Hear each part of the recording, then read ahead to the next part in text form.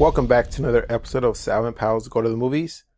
I'm here with my friend Touly. Say hi, Touly. Hello, everyone. And today we're going to be talking about Dr. Sleep. And just a fair warning, there's going to be spoilers up ahead, so you've been warned. Years following the events of The Shining, a now adult Dan Torrance meets a young girl with similar powers as he tries to protect her from the cult known as the True Knot, who prey on children with these powers to remain immortal. So I'm going to start off my review by going down some of the cast members. First of all, we have the director, Mike Flanagan. We have Ewan McGregor as Dan Torrance, Rebecca Ferguson as Rose the Hat, Kylie Curran as Abra Stone. We have Cliff Curtis as Billy Freeman. We have Emily Ellen Lind as Snakebite Andy. We have Bruce Greenwood as Dr. John. Alex Esso as Wendy Torrance. We have Roger Dale Floyd as young Danny. And we have Henry Thomas as Jack Torrance. We have Carl Umbry as Dick Halloran. So starting off, I'm going to start off with my pros, as I always do. So I noticed that they kind of kept most of the impossible layout, as we see the rooms opposite to the hall from room 237, which cannot be there because they're really shallow. I might put a picture here. We also see the director try to recreate the opening scene from the original Shining, as young Danny and his parents are driving up to the hotel in this movie, with Danny and Abra close to the end of the movie driving back to the hotel. It's literally a shot by shot, and how the camera spins from the original Shining. This is a true homage to Stanley Kubrick, in my opinion. And then we sort of find out what Tony is. Danny actually referenced him as that he's what he called the Shine as a young kid, while he's talking to Abra, because Abra calls it magic. We notice the same color scheme of the hotel and the carpets, and we notice some of the same characters from the original Shining, the lady from room 237, the twins, and so on. What I enjoyed about this is that it doesn't really just jump into the future of Danny when Danny's grown up. They do give us a little bit of what Danny was doing as an adult, and then we do see that how he struggles with his shine. And I believe the story was trying to establish a yin and yang of the shine, with Danny trying to always suppress his powers or his gift with alcohol, just like his dad. In a sense, we do see that they do give us another side of the shine, which is the True Knot cult, and they basically are the ones who feed on this energy. And the movie makes them seem like a vampire clan. To me, that's kind of a negative thing, but at the same time, it kind of gives them the little mystery. They're just going around the country trying to hunt, while Danny is trying to suppress his powers. If you want to talk like X-Men, the clan is like using a cerebral machine trying to detect mutants and goes out and finds them, while Danny is just trying to mask his powers. Now, that leads me into my cons. We find out what Tony was, but not really who Tony is. In the original movie, we see that Danny leaves his body or goes into closure, and Tony takes over the body with the finger movement, and we see him talking. This leads me to believe that Tony is a real person, but in this movie, they don't establish who this person is. For example, in this movie, we have Danny taking over Abra's body while she's been kidnapped. This leads me to believe that it's the same thing in The Shining, but they never clear this up. That's a con on my list. And like I said before, the impossible layout, they kept some things, but they lost one of the important things, which was the stairs to Danny's and his parents'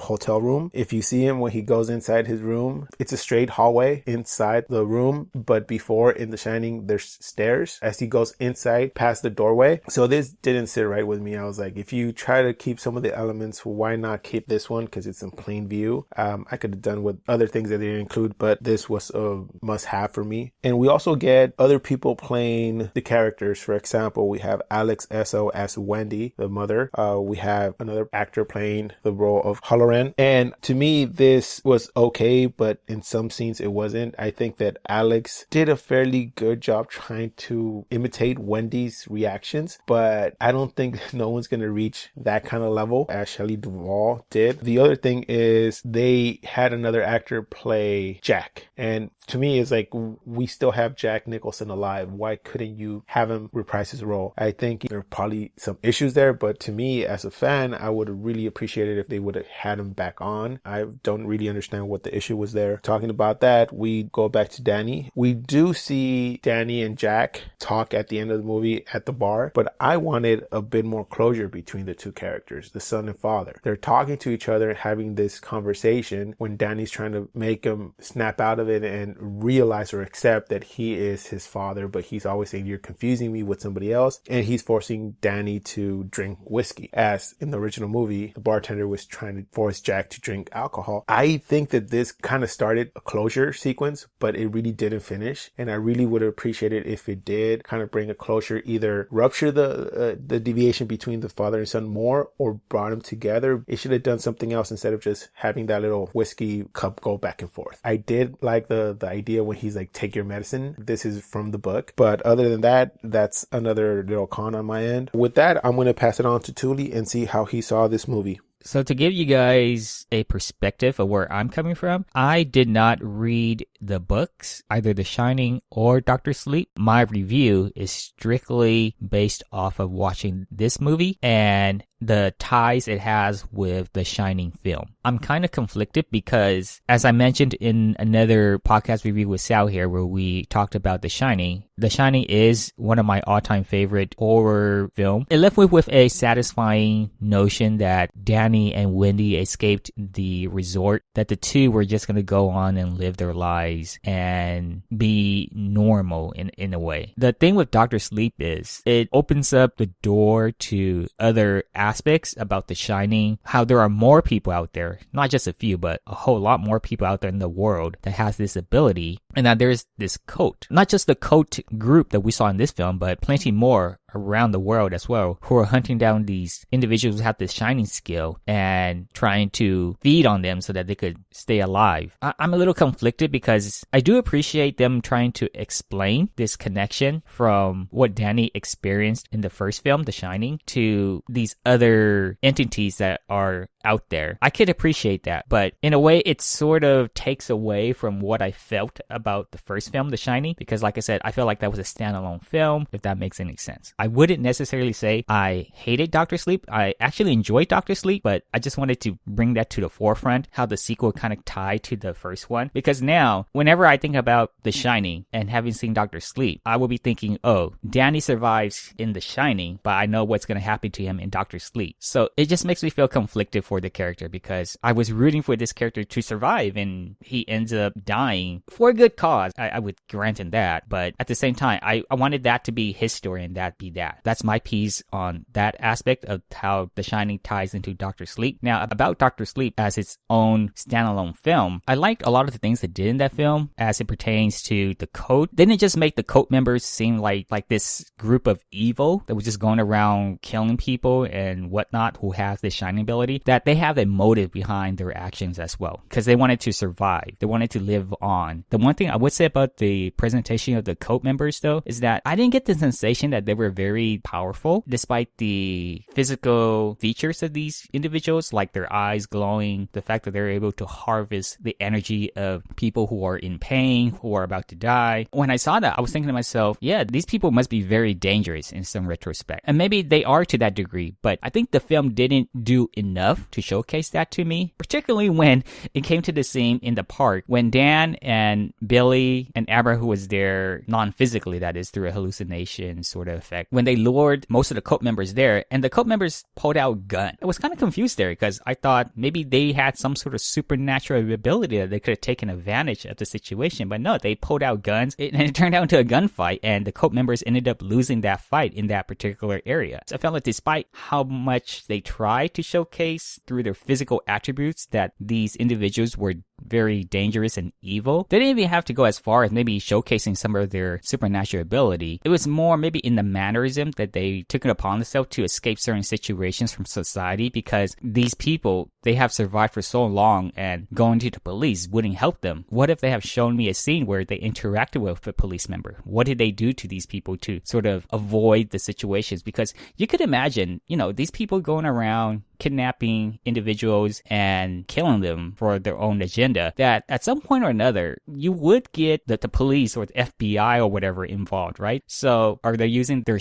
quote-unquote shining ability to sort of manipulate the authority to not chase after them? Or what are they doing behind the scenes? That's something that I wanted to see. But the movie did have good pacing. It was around 2 hours and 30 minutes or a bit longer, around the same time as The Shining, but could have used a few more scenes, I would feel like, to explain certain aspects that I felt was missing. But maybe that's why those scenes were missing, confused me because they didn't want to drag on a little bit more than they wanted to, which also, in a way, for me personally, hurts the final arc of the movie where everybody went back to the resort. Because in terms of just that scene alone, it felt more like a nostalgic trip to me than them utilizing the resort as a means to take down Rose. There wasn't anything out of the ordinary that they did at the resort that we didn't kind of expect already from the original film, The Shining. Like, we saw the blood coming down the elevator, which Rose pretty much just brushed off. And I pretty much felt the same way she did too in that scene. I was like, well, what's the point of showing this other than being a nostalgic trip? Like, it didn't trip her or anything. It didn't scare her or anything. For me, the only two reasons I could come up with that they went back to the resort was Dan mentioned that these entities that were at the resort, they were not only interested in people who had the shining ability, but people who were hunting down people who had the shining ability. And so I was thinking to myself, okay, it's going to be like this Home Alone sort of vibe where Dan's going to start releasing these entities that he has been held captive in the boxes in his mind on Rose.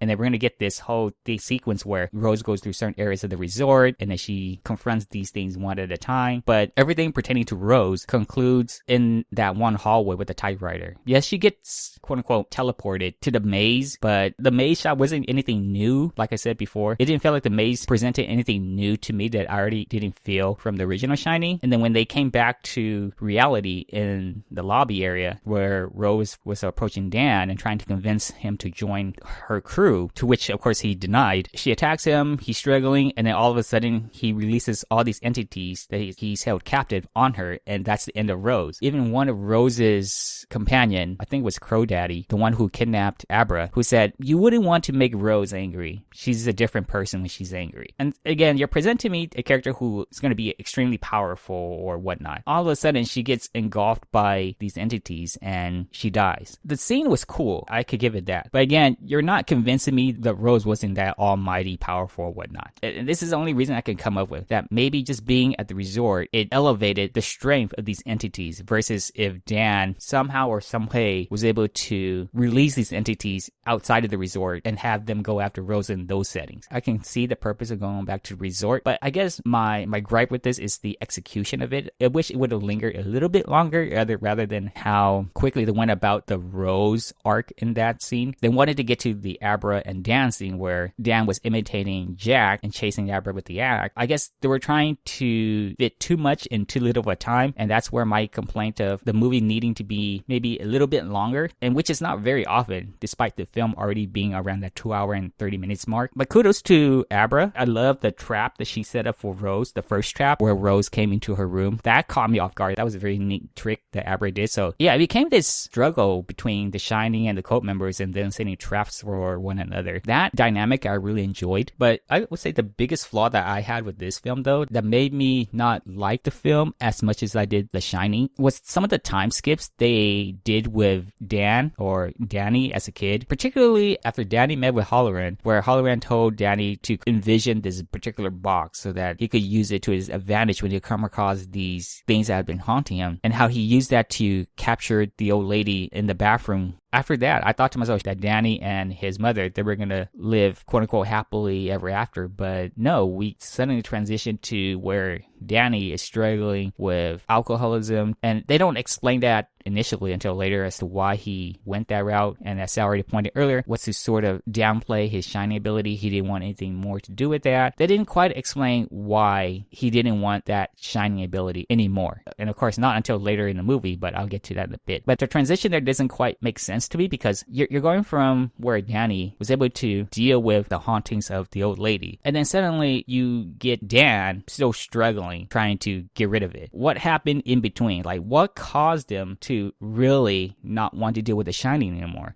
And even Dan mentioned something that I thought they should have showed. He tends to notice that when people die, that there are like these black flies or whatever that surrounds the body. And on the week or whatever that his mother was about to die, he couldn't stand looking at his mother anymore because all these black flies were surrounding her. So that kind of drove him away. So instead of explaining that to me, I wish they would have shown me that so that I could have connected as to why, despite him dealing with his hauntings from this resort, that there were other aspects of The Shining that was still getting to him. And I thought, yeah, they shown the scene with the mother, with Wendy, and had they shown that, I would have connected why he wanted to not deal with The Shining anymore, and in relationship not want to help Abra as much, until Halloran made his final appearance and told him that, hey, I stayed for this long to help you, and now you must return the favor to this girl because she came to you. So how everything would have come in full circle to the degree where I could make the connections. Overall, I still enjoyed the film. The anticipation was mostly there, but perhaps it was just one of those films where there was just too much content and they had to take away certain aspects so that the movie didn't feel like it was dragging. But for me, it had me for most of the film, and I just wanted a little bit more so that I could get even a fuller picture than even what they were already trying to present here, with how there were even more people out there who had the Shining ability, and how there were other people out there who were hunting down these individuals as well.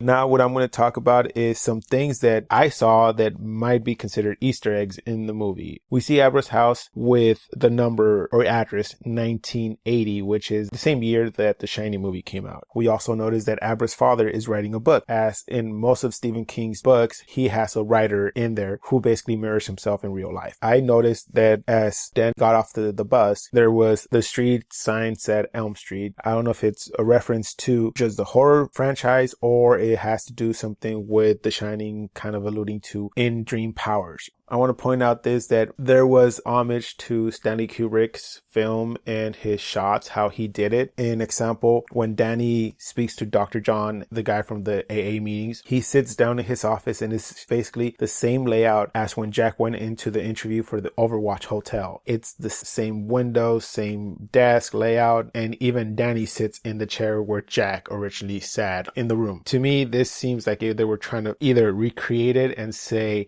Danny is the same as Jack, or is just basically saying, look, we're doing an homage to Stanley Kubrick. We also noticed later on in the movie when Danny and Abra are going up the stairs when they're fighting Rose, it's the same sequence as when Jack is chasing Wendy. It's basically the same shots and the same sequence as they're going up the stairs. That basically brought me back, and I was like, wow, that they're actually doing this on purpose. So it kind of put a smile on my face. I also noticed that in the credits, and you can find this online, that the actor who played Danny in The Shining, he was in this movie. His name is Danny Lloyd, but he was credited as spectator, and I believe that he could have been a spectator in the baseball game where the little boy was playing. Could have been one of those people who was talking, but I can't really pinpoint it, but this is an after fact that I noticed. Also, they referenced the room 217, and in the book, instead of being 237, it's room 217 where the lady is in the tub. That was changed from the book and The Shining. Also, the last thing is when Danny dies at the end is the same way Jack died in the Shining novel, in the boiler room explosion. So to me, this is how the movie brought everything full circle in a sense, but they still, like Touly said, they lacked in some departments that we wish they would have elaborated a little bit more. Also, one of the things is that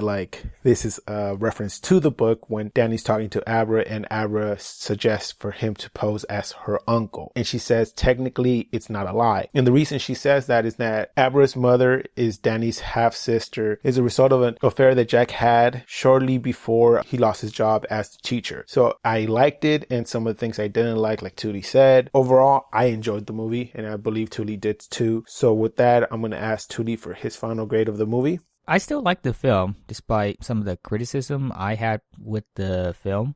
Definitely not on the same level of The Shining, but still very watchable and a film that I would still recommend. Whether or not you saw The Shining or not, because, I mean, you might not understand or you might not appreciate some of the Shining references, but some of the concepts that they introduced into this film, you didn't really need to watch The Shining in order to see what they were trying to do with it. So I'm going to give this film a 7.5 out of 10. Again, just to give you guys a reference to how I felt about The Shining, I believe what I said in that podcast where Sal and I talked about The Shining, I said that at the very minimum, I would give The Shining a 9. Just to give you guys a perspective as to how I feel between the two movies. But yeah, Dr. Sleep, I would give it a 7.5. It was still an enjoyable film. Yeah, I would recommend watching it. great. I actually give it an 8 out of 10, and that's because I really enjoyed the references from all the Stephen King's universe. For example, the reference when the True Knot says that they instill fear into the victims, and that makes the steam pure. That's a kind of a Pennywise thing. He instills fear in the kids because it lets them marinate and gives them a better flavor, as he says. The whole universe is together. There's other reference to other Stephen King's works, Dreamcatcher. So if you're a fan of Stephen King's work, this is kind of a good movie that kind of puts everything together without actually diluting the Shining movie. It plays homage to also Stanley Kubrick in a good sense. But like Touly said, we are big fans of the Shining movie by Stanley Kubrick. We gave that a high grade. And for this one, I'm giving it an 8, but still, it's a good watch. If you didn't see one, you can see this one without actually going back. You'll still get the gist of it, as people say. That does it for this review of Dr. Sleep. Please join us next time when we're going to review